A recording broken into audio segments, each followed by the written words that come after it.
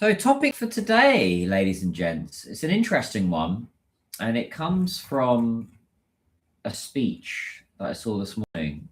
I can't take any credit for this at all. The topic, and I'm going to quote a top foreigner. I'd say one of the top foreigner I met in China, a guy called Ted Hopkins, and he did a speech today on "It's still day one in China." I'm going to quote him: "It's still day one in China," and what that means is there's still so many opportunities in China to grow from 0 to 1. If you're just starting off or you're just entering, there's still hope for you, whatever stage of life you're in. But what I really wanted to talk about was this line that stuck with me. So there's this networking event that I go to in Shanghai every now and again. I don't go every week, but I go probably once every 6 to 8 weeks. They have fantastic speakers there. It's called the Founders Breakfast. It's been running for well over 5 years now. A lovely lady called Kay Xu, who is one of the top connectors, I'd say, in China, as in someone that so I just sort my hair out as I always do. She's good at kind of connecting the dots. Something that I'm pretty good at actually is kind of connecting the dots when people have got pain or they're looking for something.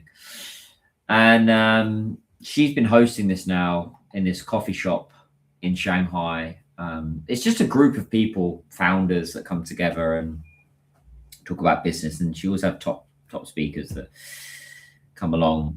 Anyway, she had Ted Hopkins this morning, which is this top American guy who, to name some of his credits, he was the guy behind part of the conversation with Walmart. Why Walmart is so big and huge in China is because of this guy.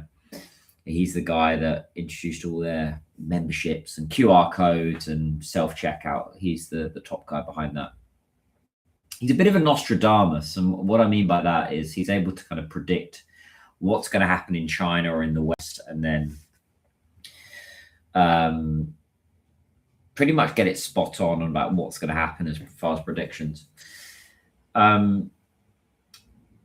So, yeah, I've been here for more than a decade. He's been here for, I think, 20 years. So he's really got the years, and really lovely, humble guy as well. It's quite someone in that position. Usually you'd think they'd be arrogant, but he's a lovely guy, really nice guy, and really knowledgeable, knows his stuff, very well versed with China.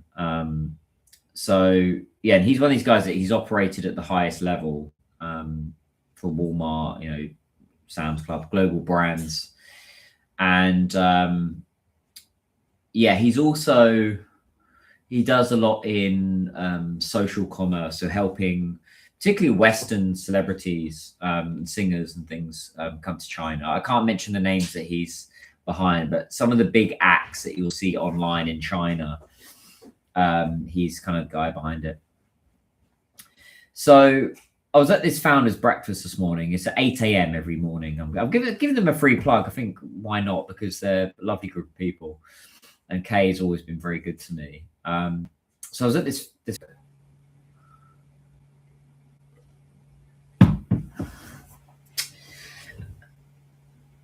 Okay, we're live again with YouTube. It just cut out for a second. So let's see what I was talking about. I've written a little script here for you guys.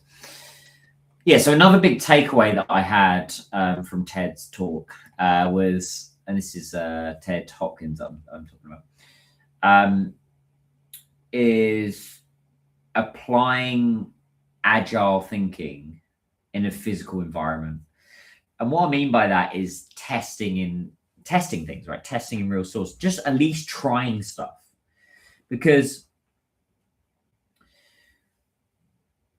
when he was building stuff out with Walmart, he had to test it. He had to see if it was going to work. Self-checkout thing. This is the guy behind all this, by the way. He was part of the conversation. And this is what I tell international companies. Like, you've got to, well, actually, I always say you can't test China. I think you're either in with China, you're out. You can't just try and crack it in 3 months. It does take at least, I would say, a solid year of you trying things. But it's about adjusting quickly, scaling what works. And that mindset is still rare at times with some, I won't say all, but some international companies that are entering China or they're already in China. So looking ahead, I think these are two things that really stood out for me. Is Chinese brands going global, which I found really interesting. And I found this quite interesting what he said. And like China defining its own version of luxury and not copying the West. I think this is where things are going to change, right? It's creating its own narrative, its own storytelling, its own standards. I think that's where things are changing in China now. Really, really interesting. So,